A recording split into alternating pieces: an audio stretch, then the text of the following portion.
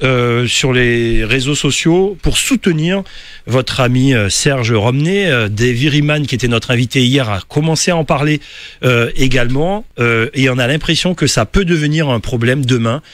Serge Romney, à l'heure où on parle, il est où? Il est à la prison de Montjoly, il est incarcéré. Voilà. Et ça vous choque? Moi, ça me choque dans la mesure où il n'a pas encore été jugé, d'une part.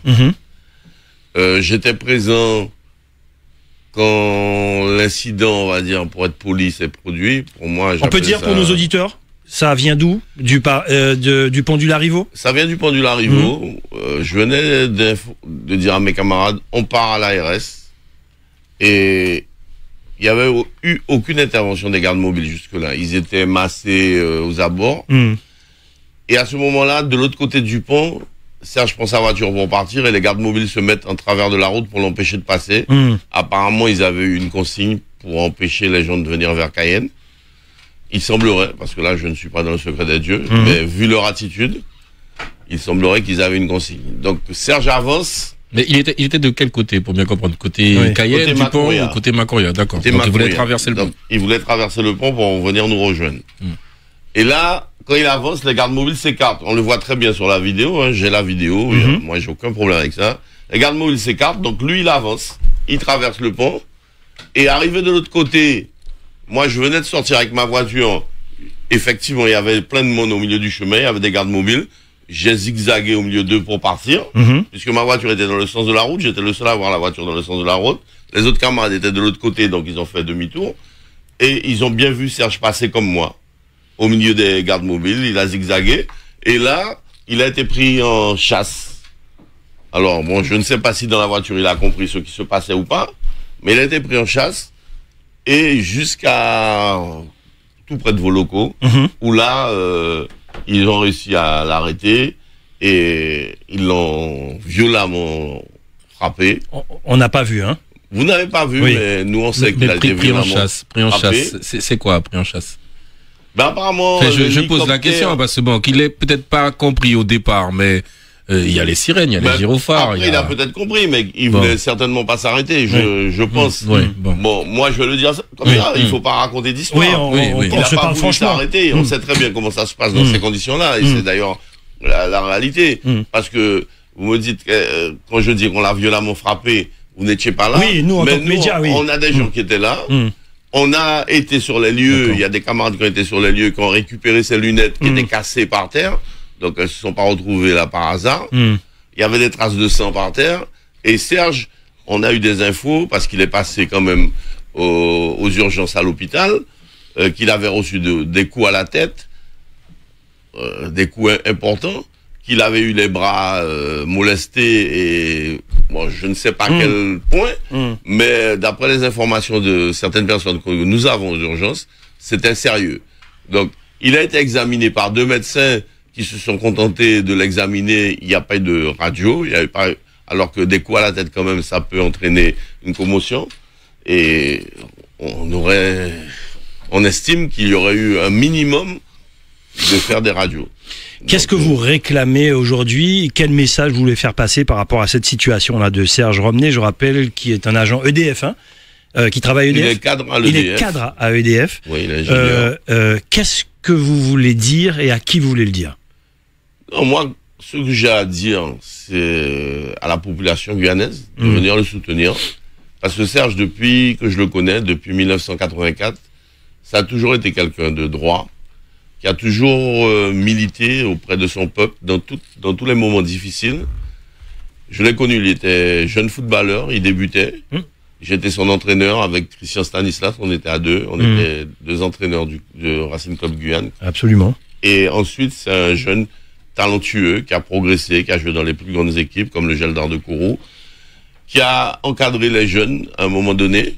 Donc c'est quelqu'un qui est profondément impliqué dans la vie sociale de son pays et qui à chaque fois a répondu présent.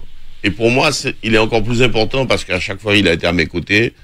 C'est le premier à m'avoir dit, Albert, qu'est-ce qu'on fait quand il y a eu le Covid, quand on a constaté, quand on échangeait, qu'on voyait qu'il y avait des soucis au niveau des mesures qui étaient prises, parce qu'on a toujours dit que ces mesures n'étaient pas appropriées. On pourrait pourra revenir dessus. Oui, bien sûr. Il s'agit pas spécialement du vaccin, parce qu'il y a un débat sur vaccin et pas vaccin. Oui, bien sûr. Mais nous, on va plus loin que ça. Et Serge, c'était le premier à me dire, Albert, qu'est-ce qu'on fait? Personne ne bouge. Bien avant qu'il y ait toutes sortes de collectifs de créer. Bon, il m'a interpellé là-dessus. J'ai dit, bon, on crée le PLPG. On l'avait pas appelé PLPG, mais on crée un truc et on va rassembler du monde. Et c'est là que ça a démarré pour ce combat qu'on mène aujourd'hui. D'accord. David, on enchaîne. Alors on salue tous ceux parce que on a des bonjours de Strasbourg, de la Guadeloupe. Voilà, les Facebook Live c'est mondial. Donc on salue tous ceux qui nous regardent sur le Facebook Live du Radio Pays. Alors non, c'est ce qu'il faut quelque part, c'est déplorer ce qui se passe actuellement et qui quelque part devient des mauvaises conséquences, je dirais. On pourrait prendre le départ comme étant le pendule Arrivo, ce blocage au pendule Arrivo que personne ne s'attendait et qui en a gêné pas mal, mais qu'on peut comprendre sous d'autres voies, mais qui, pareil, est la résultante d'une situation qui dure, qui perdure et qui ne se règle pas, et avec une absence de dialogue, je dirais, constructif, et puis de dialogue peut-être réel. Après, est-ce qu'on peut vraiment dialoguer? Sur quoi on peut dialoguer? On peut débattre 10 ans. Mais vous savez, la vie est courte et quand je vois ça, on en parlait un peu hors antenne avant de prendre le micro. Je me pose de vraies questions sur notre société et sur notre positionnement dans la société. Et je crois que chacun, on doit prendre nos responsabilités. C'est quelque chose qu'on entend souvent, mais est-ce qu'on est conscient de nos responsabilités, de l'impact de certaines décisions? Et je crois que c'est sur ça qu'il faudrait peut-être appeler à la raison. Que ça va de Serge au préfet ou à Gabriel Serville, ceux qui sont en responsabilité, ou même la directrice de l'ARS. Un moment, en responsabilité, il faut tenir compte des conséquences possibles et ne pas agir en toute impunité comme tout est possible. C'est pour ça que tu parlais par rapport à Serge. Bon, je veux bien croire qu'au départ, il n'a pas réalisé qu'il était poursuivi ou quoi que ce soit, mais à un moment, faut arrêter les frais. Et la conséquence, c'est qu'aujourd'hui, je suppose qu'il attend son passage devant le juge d'application ou de la liberté. Après David, avant de donner la parole à Albert Bernal. À un moment, il faut appeler, quoi. Alors, on vous dira jusqu'à où, quoi. Alors, on dit les choses dans. Ça fait une semaine que tous les jours, il y a des émeutes en pleine ville, etc. et tout. On va aller jusqu'où? Alors, on dit les choses aussi sur Radio Pays. Parlons franchement, comme on l'a toujours fait.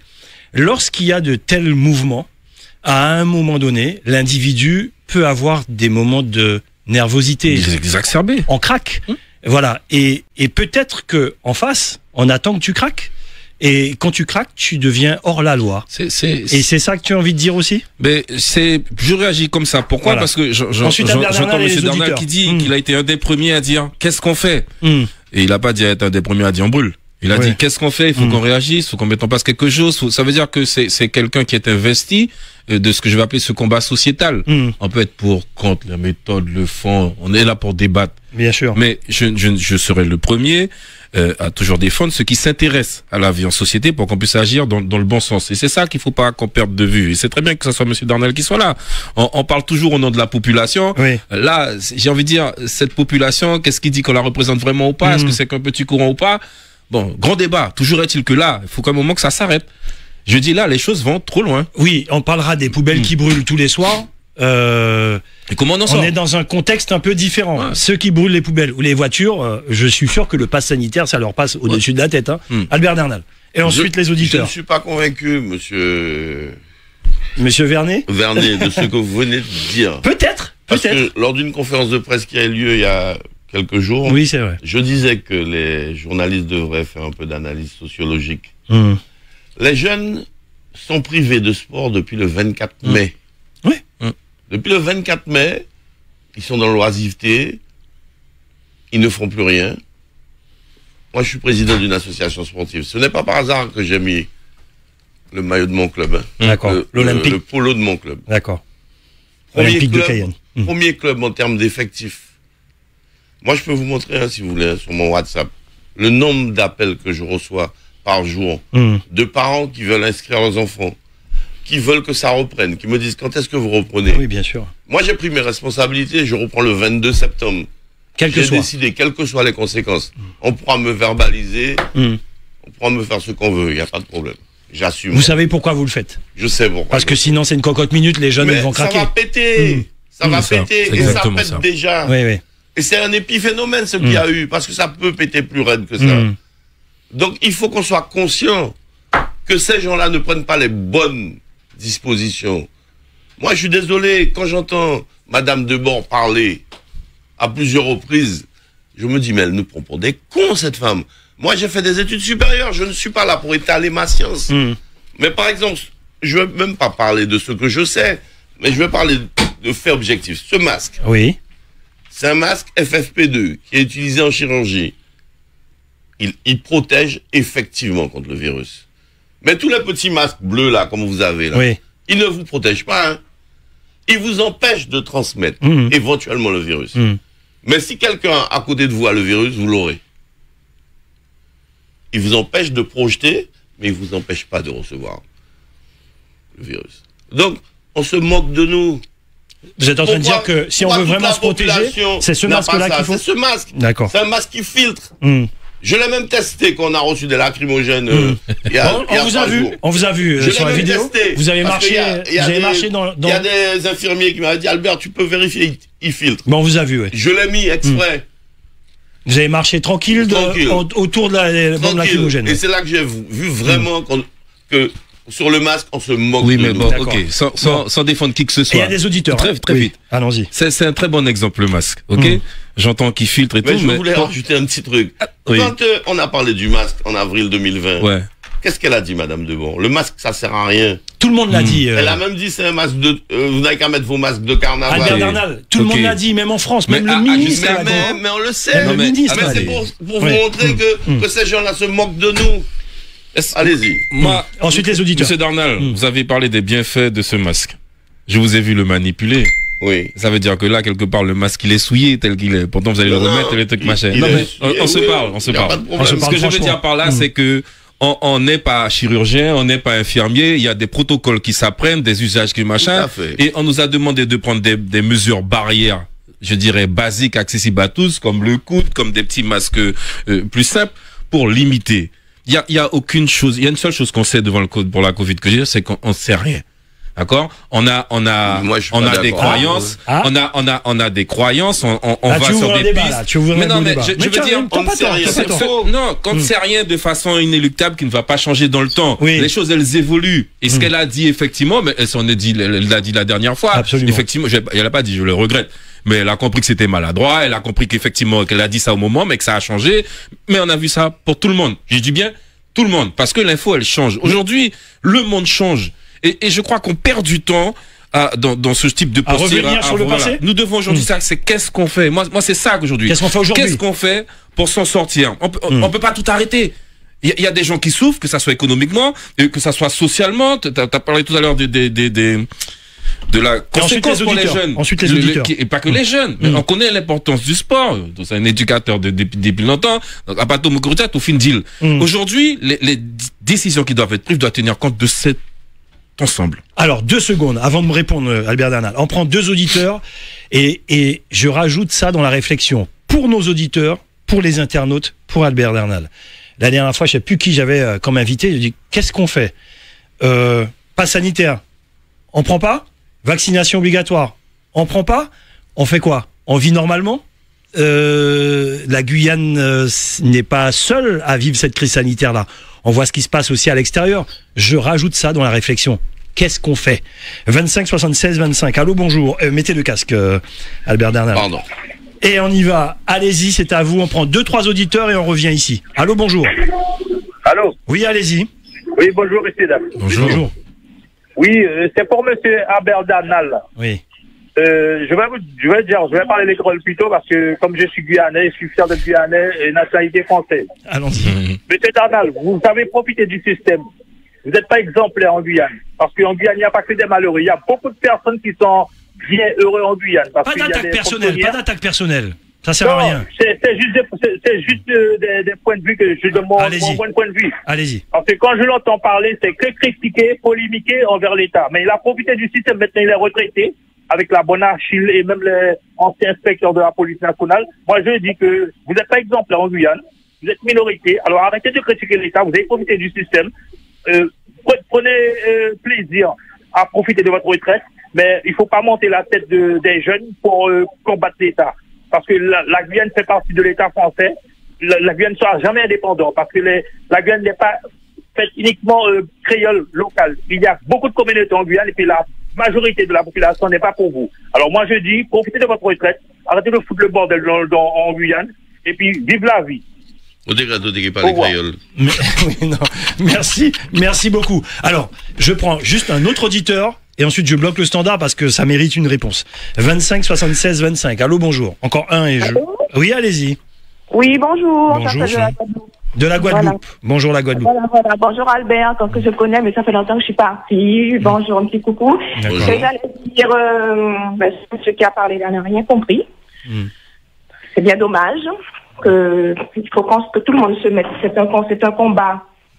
On est dans une guerre. Et ce qui me fait plus de peine, c'est qu'on dit que pendant pas mal de temps, les responsables de prison, en l'occurrence, M. Polidor disait que les prisons sont pleines en Guyane. Oui, il n'y a pas assez de place. Et tout, en Guyane. Et on voit que les militants sont mis en prison. Dans quelles conditions? On ne sait pas.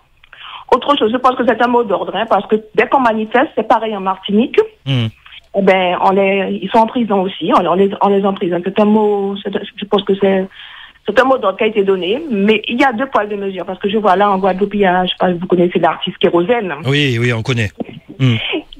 Qu'on a trouvé en train de mettre du feu à des radars tourelles, lui et sa compagne. Ça, c'est un truc, il a détruit un truc de l'État. Ce sont des radars qui coûtent pas mal d'argent. Eh ben, qu'est-ce qu'on lui a fait? On lui a donné une amende.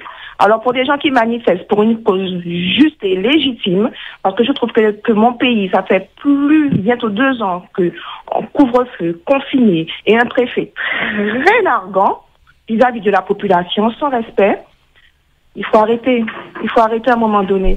Il faut arrêter. Et je comprends l'agacement, l'énervement. Et en plus de ça, quand vous regardez que sans impunité, que le gouvernement, ça fait de la peine parce que moi j'ai ma fille qui est infirmière, qu'aujourd'hui qu'il se retrouve sans travail, les gens s'en fichent, tu es sans travail, voilà, les gens se battent et puis personne ne les écoute et c'est difficile. Alors moi je dis ce climat anxiogène qui perdure en Guyane, c'est légitime aujourd'hui que les jeunes, comme disait M. Darnal, qui n'ont plus de repères, ils foutent le bordel, voilà.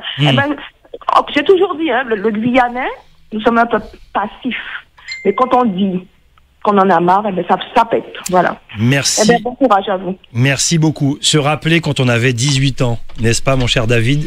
Comment on aurait réagi, nous, si on avait 18 ans? Je te mets ça dans la réflexion.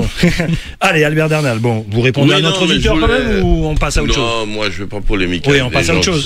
D'accord. J'ai souvent entendu des gens me dire ça. Et à chaque fois, moi, machin Larry, moi, un monde qui a vu dans ce mot, je vous félicite, monsieur Darnal, pour le travail que vous faites. Alors, oui, il y a un monde qui raille, ça y est problème. On ne fait pas l'unanimité. On ne peut pas faire l'unanimité. Mais vous savez qu'il y a dans mon pays, il n'y a pas de monde qui compte un mot. Et notamment, ces jeunes, ils ne pas manipuler. Si ces jeunes, ils apprécient ces mots, parce qu'on va respecter. De toute façon, on manipule pas un jeune. Le jeune, il voit si on le couillonne ou pas. Voilà. Jeune homme, il sait qu'à juger tout. Il sait qu'à qui ça t'a fait. Exact. C'est les actes qui comptent. Et il a jugé ton laissant. Donc, c'est le monde qui a parlé. Il y a droit. Il y a droit à parler. Il faut respecter tout le monde. Moi, David? Pardon, je sais pas pourquoi je dis pardon, mais il y a des choses, je supporte pas l'injustice. Bon, pas toujours d'accord avec Darnal, franchement. Boucher Darnal. Mais par contre, personne ne va me faire dire que c'est pas un mec qui a bossé pour la Guyane, notamment au-delà de la partie syndicalisme pour les jeunes. Personne ne peut remettre en cause ça, c'est sûr, son investissement personnel et rien que ça qui pas fait, qui pas savoir à qui ça de faire gratuitement. Ok, mais c'est peut-être à la retraite, mais peut-être sur la vie, ni quoi que ce soit. La retraite depuis 3 mois. Et tous les jeunes, quelle que soit la nationalité, depuis que je vis, je connais le nom Darnal et pas que pour le syndicalisme. Ok, il fait encore pour les jeunes, etc. Et puis toujours en train de quémander des moyens pour le faire. Ok, pourtant il est là, il tient. Donc pardon, mais respect. Non, après, il y a tas de choses sur lesquelles nous pas d'accord et nous peut-être d'accord, mais c'est pas pour ça qu'on ne va pas se dire bonjour, qu'on va se parler, nous parler à Kagoumé. Ok? Il faut aussi respecter ça. Et moi, quand j'entends qu'on dit oui, je donne juste mon avis et puis on dit des choses comme ça, c'est là qu'on a un problème dans cette société. C'est qu'on ne comprend pas ce que peut faire un avis. Donc, en gros, m'aura dit Gilles Vernienne, violeur. C'est un avis? Non, mais c'est vrai. Faut qu'on soit clair. Et c'est ça notre problème. C'est que le monde part dans tellement tous les sens qu'on ne se rend pas compte du mal qu'on peut faire rien qu'en disant des choses comme ça. Ok? Mais aujourd'hui, c'est pour ça qu'on a créé la loi. La loi, ce sont des règles qui permettent de vivre en société. Et vivre en société, ça veut dire tu vis pas tout seul. Donc on est en plein dans cette histoire de passe sanitaire. Ok? Comment, dans le cas d'une crise Covid, on fait vivre tout le monde ensemble? Ok? Il n'y a pas de bonne ou de mauvaise méthode. C'est comment, et ça doit être enrichi, comme la loi, comme les règles, comme des codes qu'on va se mettre entre nous, où on va transiger, mais également limiter un peu certaines choses et limiter notre liberté personnelle pour pouvoir préserver celle de l'autre. Voilà. Et voilà la question du jour, mon cher David et Albert Dernal, et les auditeurs, je vais réouvrir le standard, et les internautes, ceux qui ne veulent pas du pass sanitaire. Ce n'est pas propre à la Guyane, hein. On voit ça dans les pays. Ceux qui ne veulent pas la vaccination obligatoire dans les milieux hospitaliers ou autres, hein, dans les entreprises, etc. Qu'est-ce que vous proposez? C'est ça ma question. Qu'est-ce qu'on fait? Qu'est-ce qu'on propose? Est-ce que je peux dire 2 mots là-dessus? Ah, bien sûr, allons-y.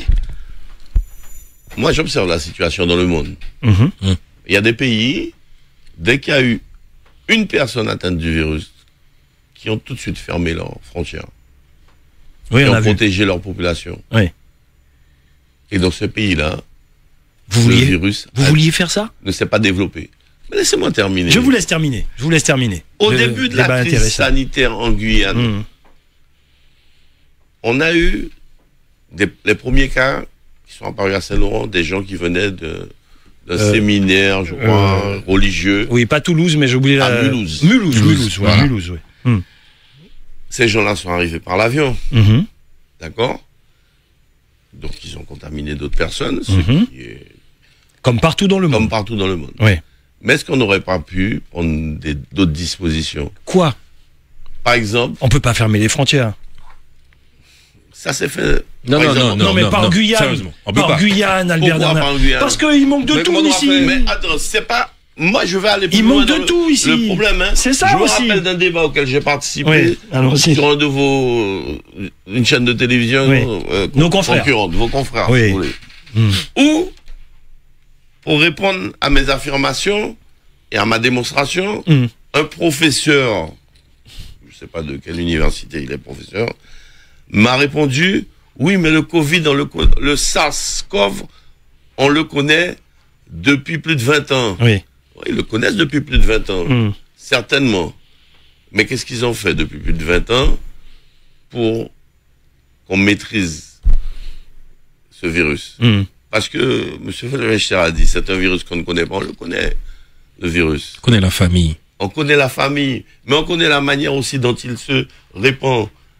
Les Mais virus, on connaît les délinquants, on connaît les délinquants, mais il y en a encore, ils se répandent. oui, Donc mais- c'est pas mais si simple, est-ce il que suffit le pas de système- connaître. Est-ce que le système met en place les moyens? Parce que même si on prend l'exemple de la délinquance, je te réponds également. Parce que sur la délinquance, des fois, quand je regarde ce qui se passe dans la société, je me dis, est-ce qu'il n'y a pas une volonté de l'État de laisser la délinquance se développer dans notre pays pour que l'insécurité soit un prétexte?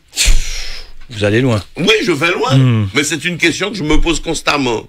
Moi, à chaque élection majeure en France, on remarque, et vous pouvez faire, Un sondage. vous pouvez vérifier, à chaque fois, on remarque qu'il y a des gros scandales qui sont liés à l'insécurité. Bon, on est en droit de se poser des questions. Comment c'est à ce moment-là que ça arrive?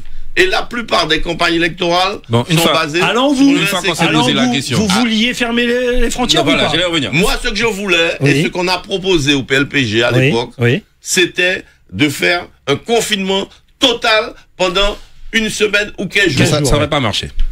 D'accord? Vous affirmez David, que ça n'aurait pas marché. moi, je le dis. Moi, Non, je dis mais- que ça aurait marché. Pourquoi en Kanaki, il n'y a pas eu de virus? Maintenant, il y en a. Égal moment, Maintenant, il y en a. Si, si. faut nous clé. Nous qu'a fait, nous qu'a proposé exactement, zot. Ça, nous qu'a reproché Jod là. Ok? Non, Moi, mais je ça dis, va non, servir non, rien, mais je écoutez dois. ça, mon gâteau. Mais à pas je À dois, passer vous quel devez- problème, faut nous arrêter vivre. Ok? Moi. Mais nous, pas dit arrêter vivre. Non, mais le droit dit franc, mais arrêt au bord. Faut Ah ouais. comprendre ce que ça veut dire. Ouais, hein. bien sûr. Mais là, tu fait pendant 15 jours, pas dit définitivement. Ah, ça, toute différence. Mais Albert Dernal, quand vous réouvrez, Là, Non, mais mais quand attends, vous ouvrez ensuite, Mais les gens, quand vous ouvrez avec des mesures efficaces. Par exemple, les gens ne rentrent pas sans avoir observé. Les gens qui ont fermé, ils ont vacciné. Mais non, mais Non, Ils ont fermé notre et solution, vacciné. Bon, David, Albert Darnal et les Et auditeurs. c'est là que je dis que il faut qu'on aille plus loin. Il y a les frontières. Mais si ça venait vraiment des frontières Suriname ou au Yapoké, ni Saint-Laurent, ni au Yapoké, ni Saint-Laurent, t'es toujours dans le rouge. Et c'est pas le cas. Et c'est pas le cas. D'accord? Et pourtant, il n'est pas contrôlé plus que ça. Donc, effectivement, le point d'entrée, je le défends également, c'est l'aéroport. OK? Donc, maintenant, moi, tant que pour moi, on est en état d'urgence, quel que soit celui qui rentre, il est testé. À minima, il est testé. Et c'est ça notre problème. Non. Ils sont testés, un peu comme on veut. Oui. C'est pour ça que je te pose la question. Non, mais ça, non. Et c'est ça le problème. C'est ce petit que on veut pas, en machin. On nous a connu, on est fragile. OK? On peut pas dire qu'on envoie dans la ville à côté, c'est un problème. Comme si on était sur le territoire métropolitain. OK? Donc aujourd'hui, si on est vraiment considéré comme zone fragile sanitairement, je parle par rapport aux médecins, etc. et tout, eh ben on doit nous protéger. C'est ce qu'on demandait de faire, de protéger la population et tout. Donc, ça veut dire que d'entrée, on teste. Alors maintenant, on travaille sur les modèles de test. D'accord? Il y a un système de test qui existe aujourd'hui. D'accord? Où en 3 minutes, c'est un test salivaire. OK? On te met un truc là sous la langue, un petit coton-tige, ok? Et en 3 minutes. Oui, il paraît que c'est pas sûr à 100%. Non. Allons-y. Ça dépend de ce qu'on appelle sûr ou pas à 100%. Bon, allons-y. On peut prendre des grands débats. Je te laisse finir, David. On peut prendre des grands débats. Mais ce truc-là te permet tout de suite de dire si, en tout cas, au moment où la personne fait le test, elle a le Covid ou pas. C'est une belle solution. C'est déjà ça qu'on veut. C'est déjà une belle solution. Parce que tu peux pas contrôler vraiment si elle fait sa quarantaine ou pas et tout. Par contre, à partir du moment que tu en as un qui a le truc, c'est pas non plus un pestiféré, on n'a pas fait exprès d'attraper Covid. Donc on va le traiter comme il faut. Mais par contre, on évite la surinfection. Et c'est ça pour moi sur lequel on a été mauvais. D'accord? Mais par contre, je veux pas qu'on me dise on ferme ci, on arrête ça. Ça, c'est les trucs de départ. On découvre le truc. On arrête, on pose, mais là, ça fait 1 an et demi que ça dure. 18 mois. Non, c'était au départ. 18 mois que ça dure. En avril 2020. C'était au départ. On dit août, moi. OK? Quand on a eu le problème sur les Antilles, on a machin. Donc aujourd'hui, c'est ça. Et donc, pour finir, comme nous toutes ça d'experts, il faut qu'on fasse des propositions, je dirais, sérieuses, avec des solutions qui existent autre part, pour qu'on puisse maintenant les appliquer et qu'on arrête de me dire, c'est l'État, c'est ci, c'est ça. Nous aussi. OK? Tu vois? Et c'est ça, moi, je dis, au moment qu'il faut qu'on soit clair. On fait des propositions, on n'est pas écouté, l'État ne nous écoute pas. Les auditeurs après, les auditeurs. Dit, entrevue nous fait qu'il préfère. Monter en délégation. Premier entrevue nous fait qu'il préfère. Et mon gars enregistrement, parce que moi enregistré réunion. À un moment donné, Madame Debord, pour ne pas la citer, qu'a dit, la science, ce n'est pas un débat démocratique. Bon, d'accord. Mais derrière, qu'a dit, ce n'est pas non plus un débat scientifique. Là, mon presse lève et dit, mon chaise, mon levé la voix, mon dit, mais Madame Debord, faut pas nous prendre pour des imbéciles. La science, c'est un débat scientifique. Il y a des scientifiques qui ont une position, et d'autres qui ont une autre position. Oui. Donc, c'est bien le débat qui fait avancer la science. Parce que chaque chercheur a sa vision des choses. Messieurs. Et là, Moselle changeait parole, machin. Mais, si mon pas levé la voix, Moselle t'es qui fait nous créer, qui gagne la vérité. Donc, ça prouve bien que ces gens-là ne viennent pas dans l'intention de dialoguer avec nous dans le bon sens, mais ils viennent pour essayer de nous couillonner. C'est ça le problème. Allez, les auditeurs, Albert Darnal, moi ce que j'ai remarqué, je l'avais dit dans un débat précédent, j'ai remarqué que aujourd'hui on respecte même plus les scientifiques ni les médecins. C'est-à-dire que nous lambda, j'ai pas fait d'études de médecine. Quand un médecin, un spécialiste me donne une info, je veux bien le croire, Albert Darnal. Voilà, mais quand je lui parle d'audiovisuel, il faut qu'il me croie, parce que mes études, c'était dans l'audiovisuel. Chacun doit respecter la qualification des autres. C'est pour ça qu'on est des experts, chacun dans leur domaine. Vous qui entraînez des jeunes à l'Olympique de Cayenne, je viendrai pas vous faire la leçon pour comment gérer les jeunes à l'Olympique de Cayenne. Vous l'avez prouvé avec vos résultats. Chacun son domaine. Moi, un médecin, je l'écoute. Non, mais je suis pas scientifique. Mais en même temps, si tu fais des mois de PlayStation, tu as des battes qui est Darnal. Bon, allez. Bon, 25, 76, voilà. 25. Mais allez, on enchaîne les auditeurs. Sauf qu'il a fait des études, comme on fait, d'agronomie tropicale, sans donner le niveau. Ça, je respecte. Parce que je veux pas là. D'accord, ok, d'accord. Mais tu avais un module de zootechnie et de médecine vétérinaire, même si la médecine vétérinaire, ce n'est pas la médecine humaine. Absolument. Mais elle se base sur un certain nombre de principes qui sont identiques. Et que tes professeurs t'inculquaient des notions sur les virus, sur les vaccins, parce qu'en médecine vétérinaire, les vaccins sont encore plus utilisés qu'en médecine humaine. Bon, parce qu'il faut protéger les cheptels, il faut protéger les animaux, parce que ça coûte de l'argent. Ce que je veux dire, c'est qu'on est devenus tous spécialistes, et c'est ça l'erreur aussi de cette crise sanitaire. Il y a une deuxième erreur. Attends, il y a une deuxième erreur. Ensuite, les auditeurs. Tu parlais, étaler tes sciences. Non. Plutôt, avant de raconter tout ça, faut étaler, dire au nom de quoi je parle, pourquoi je parle comme ça.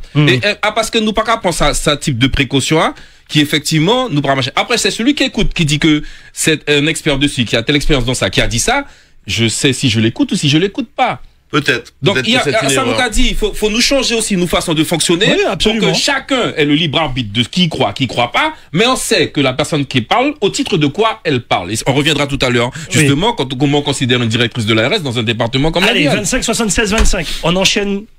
Les auditeurs, faites pas trop long.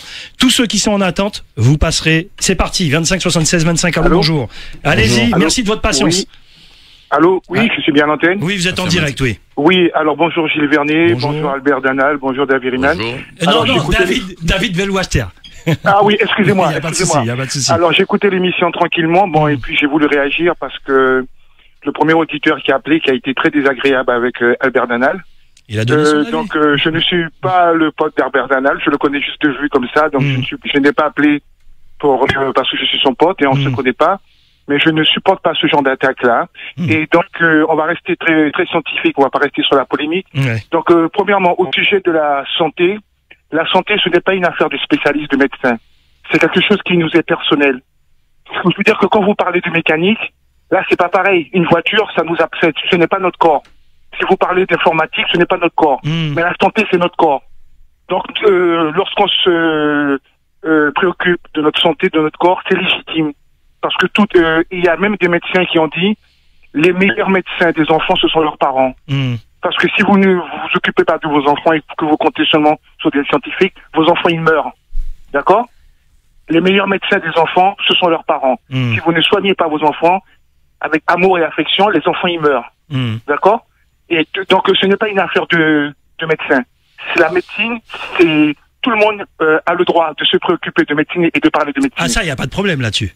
D'accord, et même de donner son avis aussi. Oui. Parce que bien souvent, vous avez des études qui ont prouvé, et ça s'est même fait en Guyane, peut-être qu'on l'oublie, il y a parfois des scientifiques qui sont arrivés avec l'espèce de ballon là sur la canopée, et ils ont été voir des habitants du pays qui ont parlé de plantes, ils ont sélectionné les plantes, et ils ont vu effectivement, sur une centaine par exemple, il y avait 12 ou 20 plantes qui étaient vraiment intéressantes pour la médecine. Très bien. Donc, avant d'arriver au stade industriel, c'était surtout à travers les expériences des remèdes grand-mère, etc., etc. Et aussi. Et pour finir, il y a du monde, Oui, d'accord. Et ensuite, ce que je voulais dire, c'est que après beaucoup de réflexions, effectivement, il ne s'agit pas de dire qu'on est contre le vaccin et tout ça. Il faut, Gilles, inviter des spécialistes qui vont donner des médicaments à prendre et qui vont avoir le courage de parler des médicaments, des traitements qu'il faut prendre. Parce que nous avons été contaminés. J'ai beaucoup d'amis, beaucoup de personnes qui ont été contaminés et qui ont pris des plantes, des huiles essentielles, tout ça, et ils ont guéri. D'accord? Alors, si on veut arrêter un peu la polémique, il faudrait que les médecins aient le courage de venir sur les plateaux. Vous avez bien dit courage. Oui. Merci. Oui, parce qu'on cherche à les inviter. Oui, parce que tous ceux qui apportent des solutions, ils sont attaqués, Gilles. Ils sont attaqués. On va en parler. Merci beaucoup. C'est malsain tout ça. Merci beaucoup. Bonne journée. Merci beaucoup. Faites pas trop long, chers auditeurs. Alors attention que les choses soient claires. Personne n'est naïf sur ce plateau. Je ne connais pas le business qu'il y a ni dans les laboratoires, ni des médecins qui auraient touché de l'argent pour dire vaccinez-vous, etc. Attention, que les choses soient claires là-dessus. Je dis simplement une chose. Quand un médecin prend la parole, et quand on parle de vie ou de mort, là, c'est dangereux. Ça veut dire qu'un médecin qui dit de faire quelque chose et que ça nous envoie sur un terrain dangereux, il a pris ses risques et périls. C'est-à-dire, on peut l'attaquer demain. Donc, ces choses-là, il y a des avocats, absolument. Il y a des avocats qui s'occupent de ça. On enchaîne. On enchaîne. Allez, les auditeurs et ensuite ça à vous. On enchaîne tous les auditeurs. Allez, bonjour, c'est à vous. Bonjour, Gilles. Bonjour, allez-y. Bonjour, Bébert. Ça y fait, moi. Alors, je disais, Gilles, avec David, qu'est-ce qu'on fait comme proposition? Oui. C'est ça. Mais on a déjà fait des propositions. qu'est-ce qu'on a dit? On a dit, ce passe sanitaire, qu'on ne veut pas de le mettre là où ils veulent. C'est ça qu'on a dit. Donc, on a fait une proposition, on n'en veut pas. La deuxième proposition qu'on fait, on leur dit qu'il faut soigner les gens. Voilà, on a quand même fait des propositions. On soigne avec quoi? Regardez, il médicaments, il faut soigner. Mais non, oui, mais c'est non, mais j'ai fait exprès de poser la question.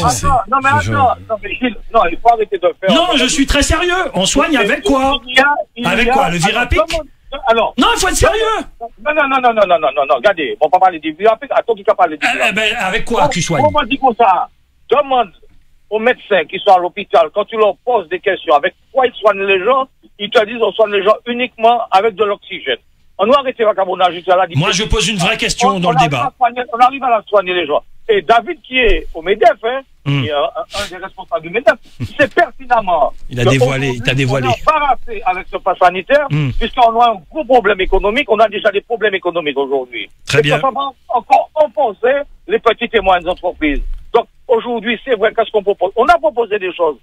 Il ne faut pas dire qu'on n'a pas proposé des choses. On a proposé des choses. Très bien. Alors, ça veut dire quoi? Les autres qui sont en face, ils ne font qu'à proposer et nous dominer pour nous dire c'est ça qu'on doit faire, et que nous, on n'a pas le droit d'avoir notre fonctionnement. Comme David disait qu'on ne peut pas fonctionner n'importe comment, on peut être d'accord ou ne pas être d'accord, mais quand même, on est assez libre pour savoir ce qu'on doit faire, ce qu'on ne doit pas faire. Très bien. Donc aujourd'hui, on a un réel problème, on a fait des propositions. Eh bien, qu'on étudie nos propositions, il faut soigner les gens, on peut soigner les gens. Très bien. On leur dit, ce sont l'une des propositions. Merci.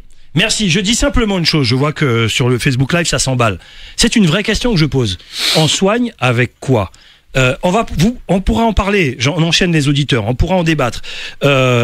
Ici, nous avons Jean Xavier qui vient de temps en temps, qui parle de plantes. Avant même de démarrer son émission, il dit, si vous avez un problème, allez voir votre médecin. Il a fait des études pour ça, etc. Moi, je vous donne des herbes pour votre grippe, pour votre machin, etc. Il a jamais dit, prends telle quantité d'herbes pour aller te soigner contre la Covid ou quoi que ce soit. Il y a des femmes enceintes, il y a des gens qui ont le diabète, il y a des gens... Je veux dire, il faut doser. Je veux dire, combien de quantité de feuilles? 3 feuilles, lesquelles? Pour qui? L'enfant a 12 ans. Enfin, vous voyez ce que je veux dire? Je fais exprès de mettre ça dans le débat.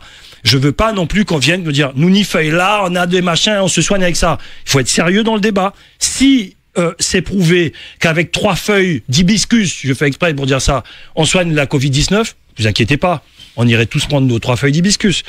25 76 25. Allons-y. C'est à vous. Allô? Allô, bonjour, c'est à vous, allez-y. Allô? Oui, allez-y, c'est à vous. Oui, bonjour. Bonjour, encore 4 auditeurs. Oui, bonjour à tous. Oui, je reviens sur ce que M. Darnal avait dit, si j'ai bien compris ce qu'il a dit, c'est-à-dire fermer le pays pendant 15 jours. À l'époque, au tout début, il a dit. Oui. Mais c'est vrai que si le pays était d'accord de le faire, et il y a certains pays qui le prouvent, ils ont fait ça, et aujourd'hui, il y a normalement plus de masques. Mais c'est vrai, après, c'est un contrôle au niveau de la frontière pour pouvoir toujours contrôler ça. Voilà. Très bien. Merci. 25 76 25. Allô, bonjour. Bonjour. Allez-y. Encore 3 auditeurs. Je reviens à l'auditeur qui s'est exprimé d'une manière brutale et injurieuse. Il semble que l'État, nous ne sommes pas contre l'État, c'est l'État qui est contre nous. On fait que défendre nos intérêts et nos droits. Étant donné, nous savons que le droit français n'est pas tacite, mais négociable au plus offrant. Je me demande des fois, est-ce qu'il ne s'agit pas peut-être d'avoir la carte de séjour au lieu d'avoir une carte d'identité? Alors, si ce monsieur est un harki guyanais qui combat ses propres frères contre les intérêts de la majorité du peuple, alors je lui souhaite bon vent. Très bien. Merci beaucoup. 25 76 25. Dernier appel. Allô, bonjour. Bonjour, c'est à moi. C'est à vous, allez-y. Bonjour Radio Pays, bonjour aux auditeurs. Voilà, 3 points. Je condamne les propos du monsieur concernant ce qu'il a dit envers monsieur Darnal. C'est un monsieur qui divise. Deuxièmement, moi, ce que je voudrais savoir, et ce qu'a dit monsieur Darnal au début de son intervention, il est venu défendre quelqu'un. Monsieur Romney, je voudrais avoir les qualités humaines de ce monsieur, un petit peu son profil, pour que les Guyanais puissent comprendre qui c'est, et que ce problème de crise que vous discutez depuis tout à l'heure, c'est pas une crise sanitaire, mais une crise politique. Et ce monsieur, en ce moment, qui est en prison, c'est bien une sanction Et donc, il faut que les Guyanais sachent. Troisième point, qui est important, il y a un monsieur qui a parlé de la santé, que ça concerne le corps, donc tout citoyen a son opinion. Absolument. Moi, je dirais, les propositions, c'était les gestes barrières. Quand on arrive sur le territoire, le test, il peut être négatif ou positif. Le principal, quand on arrive sur le territoire, c'est l'isolement, et 7 jours ou 8 jours après, on fait un test de contrôle. Ça, c'est plus important. Voilà, j'espère que j'aurai des informations sur M. Romney. Peut-être qu'il n'y avait pas assez de tests à l'époque. Merci. Non, là, c'est autre chose. Hein, ça, c'est autre chose. Merci beaucoup. Ou qu'il n'y avait pas assez de masques à l'époque, ou qu'il n'y avait pas assez de rien à l'époque, et des choses ont évolué également. Je mets ça dans le débat. En réponse aux auditeurs, où j'ai posé des questions également, Albert Dernal. Oui, non, mais si vous permettez, allons-y. 2-3 choses à dire, et je reparlerai de Serge, puisque je l'ai dit au début. Oui, bien sûr. Que la dame voudrait savoir. J'ai eu un médecin traitant, jusqu'à ce qu'il fasse un AVC. C'était le docteur José Dorcy, je n'ai pas peur de nommer son nom. Oui. Ça a toujours été mon médecin, toute ma vie. Et José pourrait témoigner qu'à chaque fois qu'il me prescrivait un médicament, on en discutait. Je ne prenais jamais sa prescription pour argent comptant. Et j'ai toujours dit à José, moi, il y a des médicaments que je ne prends pas. Les antidouleurs notamment. Parce que je connais leur composition, je sais quelles conséquences à terme ça peut avoir si on en prend trop souvent. Et j'estime que on peut maîtriser mentalement. Mais ça, c'est mon point de vue. Oui, vous avez raison. C'est comme moi, je prends pas d'antibiotiques, j'essaye d'éviter. Donc José n'est plus là. Moi, je suis pas quelqu'un de souvent malade, heureusement d'ailleurs. J'ai un patrimoine génétique qui me permet d'être assez solide. Merci à mes parents. Mais j'ai dû voir un médecin il n'y a pas longtemps pour un problème de dos. Il m'a prescrit des antidouleurs. Mais les antidouleurs, ils sont chez moi. Je ne les ai pas touchés. Et j'ai géré mentalement. Donc, un patient doit être capable ou doit choisir ses médications. C'est pas le médecin qui doit lui imposer. Et là, on arrive à un stade où on veut nous imposer des médications. C'est ça le problème qui se pose. Et moi, je vais même plus loin. On nous dit qu'il y a des scientifiques qui sont pour, et on les entend. Ce sont eux qui ont droit à la parole. Et quand on les écoute, moi, ce qui me choque souvent, c'est la manière dont ils parlent des gens qui ne sont pas d'accord avec eux. Oui, qui ne sont pas d'accord avec eux. J'entendais sur une chaîne de télévision à grande audience un professeur, soi-disant, parce que pour moi, je dis soi-disant, parce que quand on instruit intelligent, on démontre, on n'affirme pas, qui disait que toutes les personnes qui sont contre le vaccin, ce sont des abrutis, des illettrés. Et ça m'a assez choqué de voir ça. J'ai vu ça sur TF1. Vous avez vu ça sur TF1 Absolument. D'accord. C'était choquant. Moi, ce que je note aujourd'hui, c'est que des gens qui sont quand même des illustres scientifiques français, comme le professeur Luc Montagnier, qui est prix Nobel de médecine pour ses travaux qu'on met sur le côté, qu'on a mis sur le côté. Le professeur Perron, qui était le patron de la santé à un moment donné en France, qu'on a mis sur le côté. Oui. Le professeur Raoult. Enfin, on les a tous mis sur le côté, oui. Mais pourquoi Pourquoi saisir l'ordre des médecins? On est soi-disant dans une démocratie. Si on est dans une démocratie, les gens qui sont en désaccord avec ceux qui sont au pouvoir ont le droit de s'exprimer. Mais c'est pas le constat qu'on fait. Moi, je suis désolé. Je suis particulièrement choqué. Et je suis pas facile à choquer. Mais quand j'entends de tels comportements, de tels énervements, parce que les gens ne sont pas d'accord avec vous, moi, je crois que quand quelqu'un n'est pas d'accord avec vous, le meilleur moyen de le braquer, c'est de l'insulter. Si vous essayez de démontrer, si vous faites de la pédagogie, les gens vont vous écouter. Même s'ils ne sont pas d'accord au bout du compte avec vous. Pour revenir sur Serge, parce que la dame voulait avoir des infos. Serge Romney, comme je l'ai dit, c'est un de mes anciens joueurs de football. Je l'ai eu en 84. Il était jeune joueur, il débutait. Et ensuite, il a développé son talent ailleurs, dans des grands clubs, comme le Gel d'Art de Kourou, comme l'USL Montjoly. Il a été également éducateur, mais aussi un militant engagé dans tous les combats. Serge, il était toujours à côté de moi. Donc, moi, je suis particulièrement touché par ce qui arrive à Serge, parce que s'il y a quelqu'un sur qui je pouvais compter, c'était sur lui. Si j'avais le dos exposé, je savais que Serge était là. Partout, dans tous les combats qu'on a menés. Dès que j'avais besoin de quelqu'un pour m'accompagner quelque part, Serge était là. Très bien. Donc, Serge, je ne peux pas l'oublier. C'est quelqu'un qui, je le disais tout à l'heure, dès le début de l'épidémie, il m'a dit qu'est-ce qu'on fait. Mais Serge, plusieurs fois sur les 2 années qui viennent de passer, il me disait Albert, c'est pas possible. Nous gagnons des gangans, qu'à mourir, c'est pas possible nous accepter ça. Il me le disait encore il y a quelques jours, 230 et quelques personnes qui sont mortes. Et à chaque fois on en discutait. Et moi je lui disais ça tous les faits Serge. Nous avons subi ça bête. Parce que il n'est pas qu'à prendre ces dispositions qu'il faut pour protéger nos familles. Mais il était particulièrement marqué par tous ces décès. Bien sûr. Et ça, on ne peut pas lui enlever ça. Il a sa sensibilité d'être humain qui a été touché par tout ce qui s'est passé. Alors qu'on me dise qu'il a commis des exactions aujourd'hui, c'est du pipi de chat à côté de tous ces personnes qui sont mortes. Il y a beaucoup de familles guyanaises qui sont aujourd'hui dans la douleur parce qu'on n'a pas pris toutes les dispositions. Et moi, j'invite les journalistes à enquêter sur des décisions qui sont prises dans les hôpitaux, notamment pour laisser des personnes mourir. C'est pas facile de faire des enquêtes. Je sais que ce n'est pas facile. Je vous dis ça déjà. Mais je suis convaincu, d'après mes renseignements, qu'on laisse des personnes mourir. Alors qu'on pourrait faire le maximum pour les sortir. C'est dur ce que vous dites quand vous dites qu'on laisse des personnes mourir. Mais c'est au-delà même du Covid. Hein. Ah ok, d'accord. C'est au-delà même du Covid. Hein. Ce sont des choses qui sont arrivées bien avant. Moi, je ne vais pas revenir sur mon cas personnel. Parce que le chirurgien qui s'est occupé de ma mère, il est mort. Bon, tant pis. Mais on se serait retrouvé devant les tribunaux. Pour notre auditeur, pour les auditeurs qui viennent tout juste de prendre l'émission en cours et les internautes, on en a parlé en début d'émission.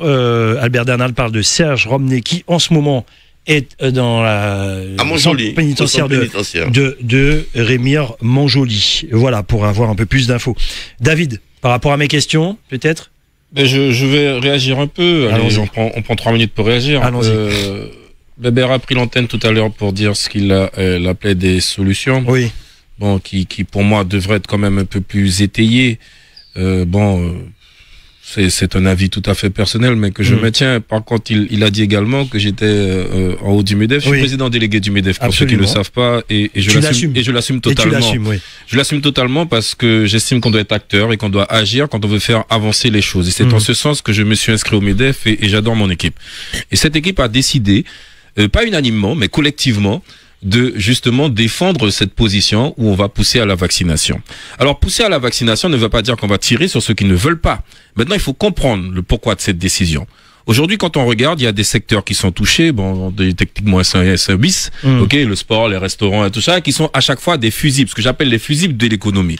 Et moi, je vous dis franchement, c'est vrai, j'ai des activités, mais je me dis, mais en tant que restaurateur, mais je ne sais pas comment j'aurais vécu tout ça. Ah, ça c'est sûr. L'événementiel, les salles de sport, c'est ce qu'on voit directement. Mais tous ceux qui tournent autour de ça, on les voit pas. Et là, on les compte pas.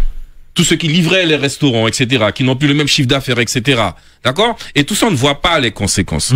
Nous, aujourd'hui, au MEDEF, on prend cette position. Pourquoi? Parce que c'est la seule solution qu'on nous propose et qu'on nous offre, on va faire con, qui permettent d'éviter des fermetures. Et nous, ce qu'on veut, c'est travailler. Travailler pourquoi? Pas pour nous remplir les poches. Pour faire en sorte que ce vase économique-là, que cet environnement fonctionne. Parce que quand l'entreprise gagne de l'argent, les salariés gagnent de l'argent, les salariés peuvent acheter et faire autre chose et vivre. Ils peuvent aller payer le foot et le sport pour les enfants. Pour toi, c'est la société. Ok? Alors nous, on défend le fait qu'il faut développer l'économie justement pour ne pas être là dans la politique de la main tendue, à chaque fois dire l'État et en Kémon. Ok? Aujourd'hui, nous devons développer nos richesses et on s'inscrit dans ça. Voilà pourquoi on le maintient. Par contre, vous ne trouverez personne du MEDEF qui invective quelqu'un, ok? Parce qu'il n'a pas décidé de le faire. Et c'est là où on en vient à une vraie prise en compte de la différence entre droit et devoir. Ok? Et on ne peut pas considérer l'un sans l'autre. Le droit, c'est ce qu'on a la possibilité de faire parce que la loi nous permet de le faire. La loi, la règle, on va le tourner dans tous les sens qu'on veut, mais c'est un droit. Mais un droit ne va pas sans devoir. D'accord? Tu as le droit de voter. Mais si tu ne fais pas ton devoir d'aller voter, on peut pas te forcer à le faire. David. Et derrière, on agit en responsabilité. Ça veut dire, je peux ne pas aller voter. Mais après, pas venir parler, qui m'ont pas d'accord que ça la café, parce que quand on te demande de te prononcer, tu te prononces pas.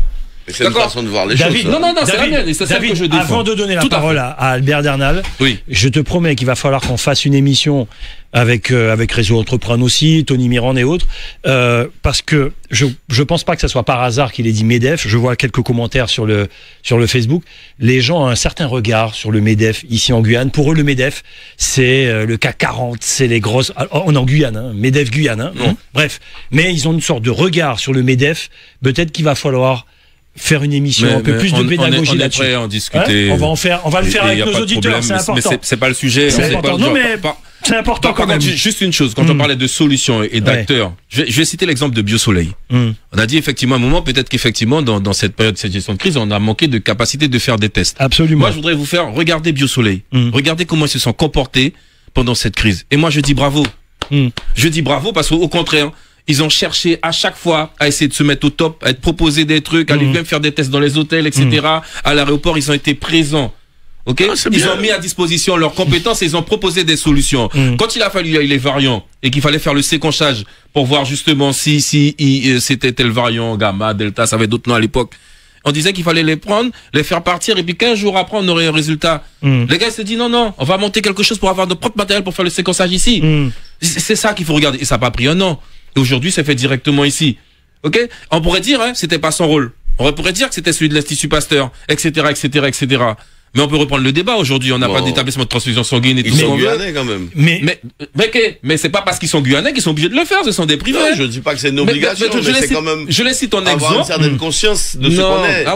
D'où on vit. Pour ça, tout le monde n'a pas sa même conscience, ça. Non, mais on en parle. Non, il y a plus qu'une conscience, faut savoir. Et c'est pour ça que je les cite en exemple, hein. Faut pas qu'un pièce action en Biosoleil, hein. Faut qu'on soit clair. Mais c'est un exemple de scientifiques qui ont vu qu'il y avait des choses à faire, qu'on pouvait faire pour être mieux, et ils l'ont fait. Une question. Une question. Pas qu'à gagner de l'argent. Une question. Un vrai scientifique ne pense pas qu'à gagner de l'argent. Non, mais ça, c'est droit vu dans le monde des bisounours. Bon. Oui, tu dis ça à Albert Dernal. C'est pas le monde des bisounours. Alors, une question quand même. Pareil, là, je jette un peu plus aujourd'hui mes yeux sur le Facebook Live. Je vais peut-être ouvrir le standard, je regarde l'heure. Une question. Est-ce qu'on est d'accord qu'il faut plus rien fermer dans ce département, que le couvre-feu, faut arrêter, faut ouvrir les entreprises et se met en action sur comment on fonctionne avec les entreprises, c'est-à-dire salles de sport, restaurants, etc. Est-ce qu'on est d'accord avec ça? En tout cas, c'est une question que je pose. Quel couvre-feu, à quoi il sert? Mais c'est la question que je pose. Mais moi, j'ai envie que le préfet et les internautes également, on ouvre. Le virus, il fonctionne pas. Et on s'organise. Le virus, il fonctionne pas entre 19h et 5h. Non, mais ça, on l'a toujours dit, on sait très bien pourquoi il fermait. Ça fait des mois, mais on sait très bien pourquoi il fermait. La journée, c'est pour éviter le rassemblement, c'est pas une question de rassemblement. C'est pas une question de 19h. À Dernal, vous le savez. Après 19h, circuler dans Cayenne. Vous allez voir si les gens sont chez eux. Oui, mais malgré tout, les restaurants... Non, mais c'est la question que je pose. Quand on met le couvre-feu à 19h, bon, je vais pas répéter ce qu'il a dit, monsieur Wellechter, je vais parler des jeunes sportifs qui ne peuvent pas pratiquer leur sport. Bah, ils font autre chose, hein. Ils font quoi? Bah, ils se rassemblent quand même. Ils font des bêtises, la plupart du temps. D'accord?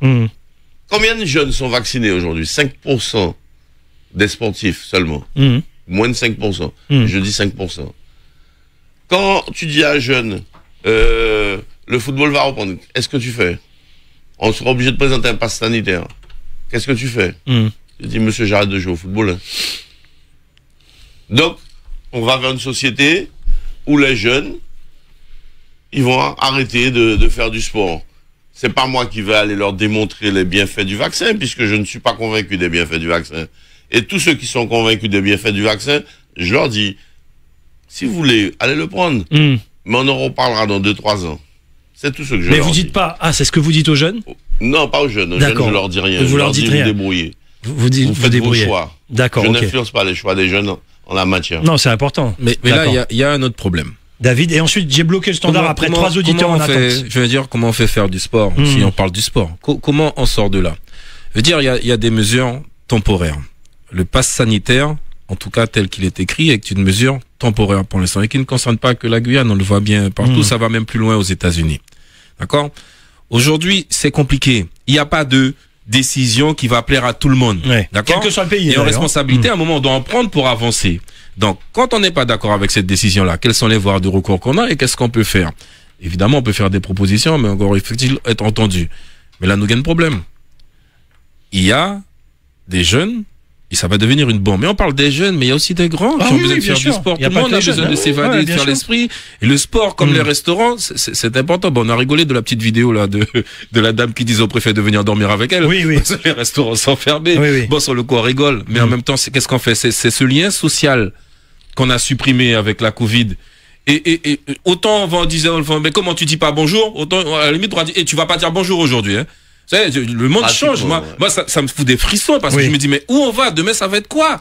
Donc, ça veut dire, il faut descendre, sortir de l'émotion. Et puis aujourd'hui, devoir ensemble se mettre autour de la table, effectivement, pour continuer à informer, continuer à débattre sans véhémence et échanger. Mais par contre, il y a une réalité. La réalité, c'est l'hôpital. C'est hôpital public. Et on met tout sur l'hôpital public. Et pas beaucoup. Peut-être qu'à un moment, si on n'est pas d'accord sur la façon dont fonctionne l'hôpital public, il faudrait peut-être qu'on développe autre chose que l'hôpital public pour que nous ou nos générations qui viennent puissent fonctionner autrement. D'accord, on fait ça. Je parlais du docteur Dorcy tout à l'heure là. Oui. Qu'est-ce qu'il avait proposé le docteur Dorcy? Dites-nous. Avant il avait proposé de reprendre la clinique Saint-Paul. Non, pas celle où le docteur Ouachuk était là. Véronique. Il avait fait des propositions, puisqu'il est même venu me voir à l'époque, j'étais secrétaire général de l'UTG, il m'a demandé est-ce que je trouve ça bien, et on l'avait soutenu. Qu'est-ce qui s'est passé? Qu'est-ce que les tribunaux français ont décidé? Mais qu'est-ce qu'ils voulaient faire Ils voulaient faire une clinique du sport pour opérer tous les sportifs qui avaient des accidents orthopédiques, et il avait tout mis en place. C'était bien pensé, bien réfléchi. Ça n'a pas vu le jour. Parce que le tribunal de Cayenne s'y est opposé. Mais est-ce qu'il faut s'arrêter à ça? Mais il ne faut pas s'arrêter à ça, mais je prends ça comme exemple. Non, mais bon exemple. Alors, voir qu'est-ce qui n'a pas marché, où est-ce qu'on peut bloquer et comment continuer. Moi, il y a une vraie question que je pose autour de moi. Je suis en attente. Il faut faire autrement. Mais qui est prêt à mettre à la poche pour qu'on fasse ça autrement? Vas-y, développe, va plus loin. Non, mais ok, il faut qu'on construise un hôpital qui est capable de dire je mets 100 euros, de la même façon que je paye mutuelle, que je machin, je paye 100 euros pour cotiser pour un hôpital privé qu'on gère par nous-mêmes. Mais les gens qui sont prêts à prendre leur pays en main. Ok. Les gens qui sont prêts à sortir du système colonial. Ok. Parce qu'on n'est pas tous d'accord, mais pour moi, c'est un système colonial, c'est eux qui décident à notre place. Je vois un tas de cagnottes litchi, ok? Ouvrez un round. On nous a ça et puis c'est là qu'on va voir. Mais non, mais c'est ça que j'ai compris l'idée. Aujourd'hui, la responsabilité, le devoir là, c'est se dire on doit se donner les moyens. Et aujourd'hui, on veut des choses, mais on veut pas se donner les moyens. Mais il faut moi, l'hôpital de Cayenne, j'ai toléré dernièrement. J'ai vu des incohérences dans mon traitement. Mais j'ai eu aussi la chance, et je l'ai dit en sortant, à la fin du processus, de tomber sur une équipe qui s'est super bien occupée de moi.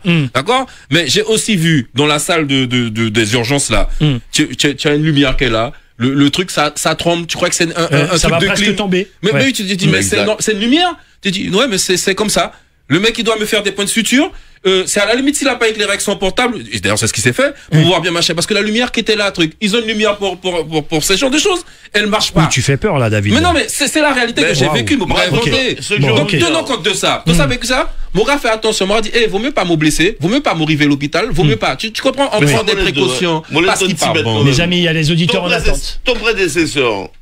Au MEDEF, même à la CCIG, mon gars l'occasion d'y joindre dans des discussions à l'époque au CESR.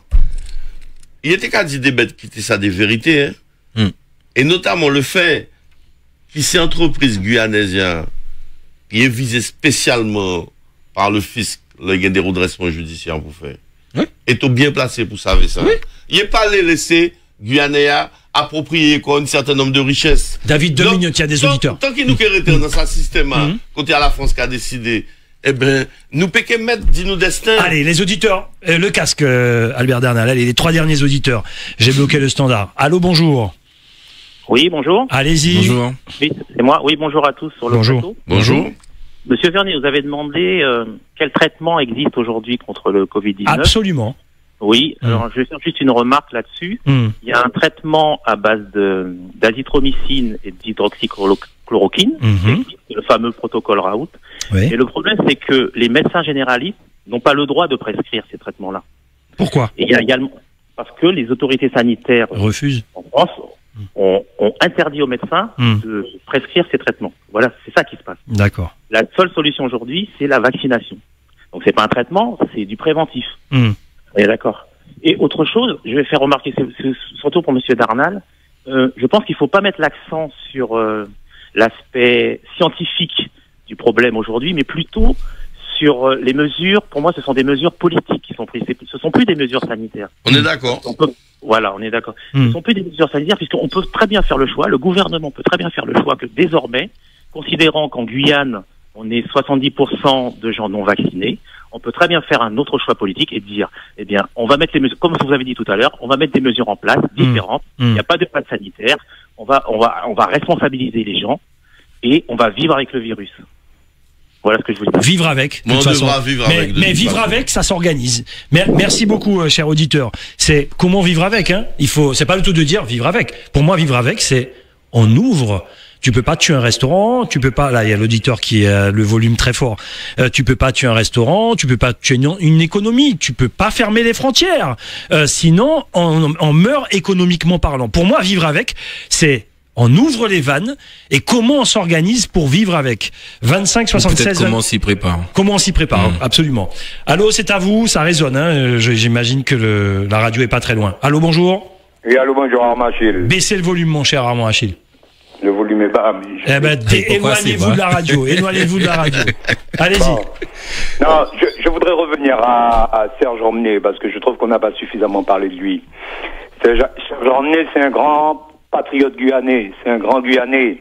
Et pour donner un exemple, c'est quelqu'un qui n'a pas hésité à sacrifier sa carrière, sa brillante carrière, parce qu'il il a une formation d'ingénieur. Oui.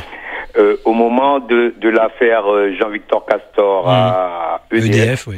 Il a été rétrogradé parce qu'à l'époque, il s'était opposé à l'éviction d'EDF de Jean-Victor Castor. Donc c'est quelqu'un qui, pour son peuple, a le sens du sacrifice.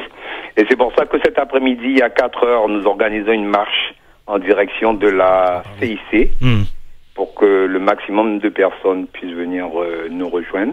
Parce que encore une marche? Oui, encore une marche. C'est moi qui le mets là dans le débat. Encore une marche. Parce qu'il ne faut pas qu'ils nous intimident. Et c'est la seule façon de manifester pacifiquement. Et surtout demain, il va comparaître devant la justice coloniale française en comparution immédiate.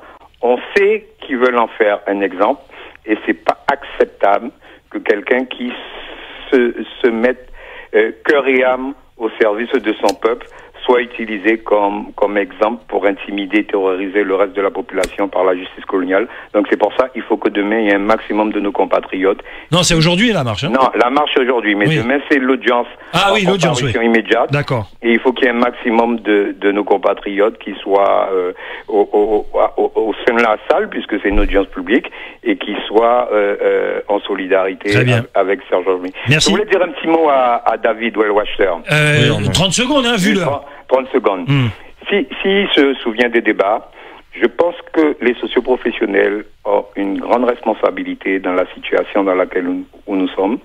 Parce qu'au moment où la question c'était la bourse ou la vie, ils ont fait extrêmement confiance aux autorités sanitaires et administratives, alors que leur PLPG disait que la gestion était déjà incohérente. Et en leur faisant confiance, au lieu de perdre 1/10 de la bourse, aujourd'hui, certaines ont perdu toute leur bourse et certaines entreprises guyanaises ont dû fermer parce que les représentants des socioprofessionnels ont fait confiance à l'administration française. Si les Guyanais qui étaient dans les activités économiques faisaient moins confiance à l'administration française, peut-être que le pays n'aurait pas été dans cette situation aujourd'hui. Merci beaucoup. En 15 secondes. Allez, 15 secondes. On ne fait pas confiance à l'administration française, on s'appuie sur l'administration française. Et les socioprofessionnels, pendant cette crise dès le départ, ils ont vu qu'il n'y avait pas de gel, qu'on ne pouvait pas trouver de gel. On s'est mis ensemble pour pouvoir fonctionner avec le GEF, Initiative MEDEF, mais pas que. D'accord? On a élargi les portes du MEDEF justement pour que ça se fasse. Et c'est une des actions. On a fait en sorte de faire un tas de choses qu'on ne faisait pas avant. Entre Guyanais. Réunir les services, la rapprocher des ressortissants hors MEDEF. Il n'y avait pas besoin d'être adhérent ou pas pour qu'on le fasse.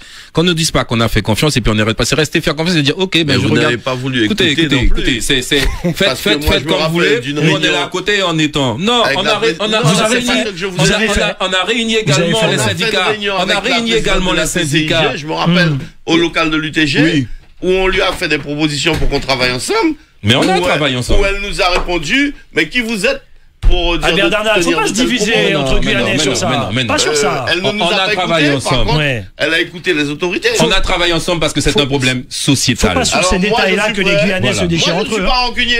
Je suis prêt à m'asseoir avec vous, avec les autres, pour qu'on en discute. Très bien. Il y a pas de problème. Mais c'est ce qu'il faut faire. C'est tout. Mais il faut pas non plus mettre les autorités françaises comme des sauveurs, parce que les autorités françaises.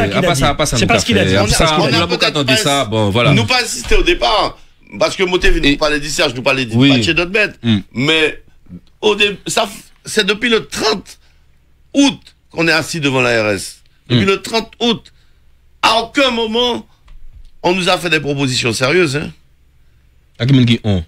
L'État. Non, mais c'est à vous de faire des propositions. Mais on a dit nos propositions à l'État. Vous voulez les propositions en face. On a rencontré l'État, le préfet nous a dit qu'il va discuter avec les ministres. Ils ont mis les propositions du gouvernement. Mais on attend des réponses. Quand même. Madame Debord, elle est venue sur le piquet de grève un soir faire la fanfaronne. J'étais obligé de lui dire de sortir parce que sa sécurité n'était pas assurée. Sa sécurité n'était pas assurée. 25 76 25. Allez, encore 2 appels. Allô, bonjour.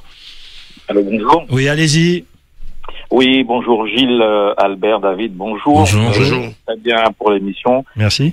Sujet de fond traité, excellent. Alors, juste, comme j'avais la ligne là, j'ai gardé, mais un auditeur je viens juste pour renforcer ce qu'a dit un auditeur, sur le traitement donc que Gilles Vernet a demandé, donc le traitement en prophylaxie, ça veut dire que dès les premiers symptômes, l'azithromycine et la chloroquine sont les médicaments qui interviennent en fait, que l'on doit faire intervenir pour soigner. Oui. Donc après, il n'y a pas d'aggravation de situation. Cependant, moi, ce que je voulais souligner particulièrement, c'est le Virapic, parce que j'ai des amis, 2 notamment, qui sont des soignants et qui ont travaillé auprès de patients Covid, et ils n'ont jamais eu de soucis parce que ces messieurs, figurez-vous, qu'ils prenaient régulièrement le Virapic. Alors, c'était sur le sujet concernant le traitement. Très bien. Gilles Vernet avait demandé. Oui, j'ai posé la question. Vous avez répondu. Voilà. Merci. Voilà. Merci, oui, David. Alors, c'est vrai que c'est un point qu'on oublie de parler. Oui. Ce qu'on a dit tout à l'heure, il faut vivre avec la Covid. Bon, absolument. Au sein de compétiteur, quand on va en compétition, on se prépare. On se prépare à affronter quelque chose. Et souvent, on bipolarise le débat. Je me vaccine pas. On oublie l'essentiel. On est passé au-dessus. On oublie l'essentiel. Je suis pas sûr. On en oublie l'essentiel. C'est d'arriver à l'hôpital. C'est d'éviter d'arriver à l'hôpital. Parce qu'on n'est pas sûr d'en sortir. D'éviter de mourir, hein. Je dis juste déjà d'éviter d'arriver à l'hôpital. Et c'est pour ça que là, mais appliquez cette fois. mais dans l'esprit, c'est ça. On doit se préparer. Se préparer, c'est quoi? C'est ok. On entend parler de comorbidité. Moi, j'y comprends rien à ce mot. Parce que nous toutes quelques comorbidités. Pour autant, il faut quand même s'inquiéter de sa santé et de pas faire comme si tout allait. Et on a sorti les médecins traitants de la gestion de la crise. C'est là qu'il faut au contraire aller voir le médecin, dire bon, fais-moi un check-up là, vite fait là, parce que si jamais Covid tape à la pota, faut que soit capable de réagir. Oui. Ok? Et surtout, on lui a interdit de prescrire un certain nombre de médications qu'il le faisait. Donc d'autant plus qu'il y est interdit, ça veut dire que allons se préparer, il faut se prémunir. Donc là, qui ça Herba Pic ou d'autres choses. Un salut notamment à Mariana Royer, biostratège là, qui pareil, à lancer Guyane Immunité, avec en simplifiant la mise en place de faire des thés qui vont aider au renforcement des défenses immunitaires. Et c'est dans ce sens qu'il ne faut pas écarter cette partie. Mais là, à ce moment-là, il n'y a pas urgence. C'est important. Par contre, urgence, tu n'as pas arriver à respirer. À pas une tisane, vous devez prendre, t'obliges à aller aux urgences. Mais nous, d'accord. Donc c'est pour ça que là aussi, les autorités compétentes doivent travailler pour que la partie urgence soit mieux traitée. Mais là, on est sous un protocole que nous pas qu'à maîtriser. Qui décide du traitement qu'on doit donner aux personnes qui rentrent aux urgences et tout? À pas toi. Dernier auditeur. Morbidité, si tu permets avant l'auditeur. Ok, l'auditeur passera peut-être pas. Il paraît que le diabète, c'est un facteur aggravant. Absolument. La loi Allure, elle date de quand? Il y a plus de 6 mois quand même, si je ne me trompe pas. Le décret d'application. Le décret d'application, il va apparaître quand? Non, mais bon, oui. Pendant ce temps, le diabète a continué à développer en nos sociétés. Mais pire, pas seulement en Guyane, Martinique, Guadeloupe, tout ça. Beaucoup ne savent pas qu'ils souffrent du diabète. Et c'est ça qui est pire. Tu vois, c'est pour ça que j'insiste sur la notion d'aller vers le médecin, parce que c'est pas parce qu'il peut pas prescrire de la chloroquine ou le vermectine ou j'en passe, qu'il ne sert à rien. Mais l'État, ça, il pas protéger nous. Par contre, faut pas, il y a un auditeur qui dit qu'ils sont les parents qui sont les médecins. Médecins, il faut faire des études, bon, voilà. Pour autant, il a pas tort. Mais en tant que parent, il y a cette notion de responsabilité, c'est-à-dire qu'on participe à ça. Ça veut dire que en tant que responsable, tout simplement, même dit nous-mêmes, faut qu'on se dise, on va avoir un sachant. OK? Et que ce sachant-là doit nous dire, allez faire analyse pour voir côté toto zinc, côté toto vitaminé, tout bête pour, au contraire, que si toi, est appelé la pota, parce que c'est ça, en fait, l'important. L'important, c'est d'éviter d'aller à l'hôpital. Mais ça veut pas dire qu'on évite d'aller à l'hôpital et qu'on ne travaille pas pour améliorer l'hôpital. Mais de grâce, n'attendez pas le CHU. OK? Il faut trouver d'autres solutions en attendant pour qu'on avance. C'est fini. Merci David. De vérifier son taux d'oxygène. Par exemple. Merci beaucoup. Merci Albert Darnal d'avoir été notre invité aujourd'hui dans ce grand forum très riche. On finit par être d'accord. On y met toujours au niveau de l'information. Et je rappelle qu'il y a une marche. Alors quand j'ai dit une énième marche, vous imaginez, c'est pour mettre tout ça dans le débat, bien sûr. Mais on a vu beaucoup de marches également dans l'Hexagone, aux Antilles, où il y avait beaucoup de monde par rapport à ce pass sanitaire. Et là, on est en train de voir. Ça, c'est une réalité. Quand on fait ce métier-là, il faut donner les vrais chiffres. Mais le gouvernement commence à reculer et commence à donner raison. En tout cas, des avocats gagnent des procès sur ces histoires de passe sanitaire, vaccination obligatoire, entreprises et autres. Quand on fait ce métier-là, il faut être honnête. Voilà, on n'a pas d'avis à donner et on est en train de se rendre compte que les marches sur passe sanitaire, vaccination obligatoire sont en train de prendre le dessus et on est en train de voir qu'effectivement le gouvernement recule. On est d'accord, David, ou pas? C'est une lecture, mais trop simple pour moi. C'est une lecture trop simple. C'est pour dire ce qui se passe. C'est qu'on adapte. Et c'est là où on doit être force de proposition pour que les adaptations soient les bonnes. Ok, il faut adapter à chaque situation, à chaque secteur, à chaque territoire pour que justement qu'on ait le juste milieu. C'est ce que je te dis. J'ai rien inventé. C'est normal qu'il y ait des procès, mais il y a des procès depuis le début de la crise. Il y en a qui sont gagnés. On parle souvent de ceux qui sont gagnés, mais pas de ceux qui sont perdus. Il y en a beaucoup qui sont perdus, notamment dans la privation de la liberté. Ok, donc par conséquent, c'est ce que je dis. Il faut aujourd'hui se rappeler l'essentiel. Non, j'arrête de parler. On va vas-y, non, mais Albert Darnal veut prendre la parole, je regarde l'heure. Non, mais c'est ça. Faut garder en tête l'essentiel et aujourd'hui, ne sortir de l'émotion, être factuel. Nous devons réussir à tout faire ensemble, tous ensemble. Être factuel, David, c'est de dire aussi que le message des infirmiers, mais écoute, je le constate, t'as vu le nombre de débats que j'ai fait avec les fermiers, etc., que ce message-là est en train de passer dans les oreilles du gouvernement. C'est ce que je suis en train de dire. Être concret. Il voulait imposer et il se pose la question aujourd'hui. On constate qu'il n'y a pas assez de vaccinés, que le message n'est pas bien passé, ou que d'autres ne veulent pas. Pour autant, aux Antilles, on repousse, et puis nous on dit rien. Il y a des incohérences que j'ai du mal à comprendre. Mais on ne dit pas rien cet après-midi, on va manifester. Non, j'ai pas dit que vous dites rien. Ça veut dire qu'il n'y a pas d'annonce en ce sens. Pourquoi les Antilles, pourquoi pas la Guyane? Il y a des trucs que des fois on ne comprend pas. C'est une super question. Il y a sûrement une explication. Belle réflexion. Il y a sûrement une explication. Mais par contre, on attendons l'explication qui viendra tôt ou tard. Aujourd'hui, il faut réagir, et réagir, c'est que si ceux qui considèrent, et j'en fais partie, qu'il faut vacciner, dans ce cas-là, on doit maintenant convaincre, non pas obliger, on doit réussir à convaincre, donc rencontrer les gens, expliquer tout ce qu'il faut, le pourquoi et le comment, et surtout répondre à la question plutôt que chercher à les trucs. Et pour les autres. Et c'est fini, vu l'heure. Je suis désolé, mais tu es chroniqueur du Grand Forum, tu repasseras et repasseras. Je comprends que l'heure est... Albert Darnal, alors la marche, c'est à quelle heure? Pour la marche, rendez-vous à 16h devant la caserne des pompiers, près de chez vous. Direction la préfecture, c'est pour rappeler les revendications de la caravane pour la liberté, mais pour exiger aussi la libération des camarades qui sont en prison, notamment Serge Romney, Maurice Danzi, et les jeunes qui sont... Il y a un jeune en particulier qui est menacé puisqu'il va passer en comparution immédiate demain. C'est Jacques Pierce Brunet, qui est un jeune de 22 ans. On connaît, on l'a déjà reçu ici. Excellent. C'est un jeune d'avenir et ça me désolerait que ce jeune soit également incarcéré. Et quand on parle de jeunes, attention aux réseaux sociaux, notamment par rapport à l'accident qui a eu lieu. Vous l'avez vu sur le Facebook Live, l'ASC Tours qui a rendu hommage à leur jeune numéro 10, Joris. Attention, surtout quand nos jeunes meurent, arrêtez de raconter des bêtises sur les réseaux sociaux, mais qu'est-ce qu'on peut faire? Qu'est-ce qu'on peut faire face à ces fake news? On peut faire du sport, peut-être que s'il était en train de s'entraîner avec la Tour à cette heure-là, il n'aurait pas été sur la route. C'est pas faux. Eh ben voilà une conclusion, Albert Darnal. Donc 16h devant la caserne des pompiers pour le début de cette marche. Voilà ce qu'on pouvait vous dire aujourd'hui. Je suis convaincu. Demain, je vous recommande le grand forum de demain. Je vous dis pas qui sera notre invité, mais je vous le recommande. À demain. Ciao, ciao. Les infos dans quelques secondes. Et voilà, maintenant. Non, le nouvel Opel Mokka, un vrai bijou technologique. Magnifique, n'est-ce pas? Ah ouais, carrément. Le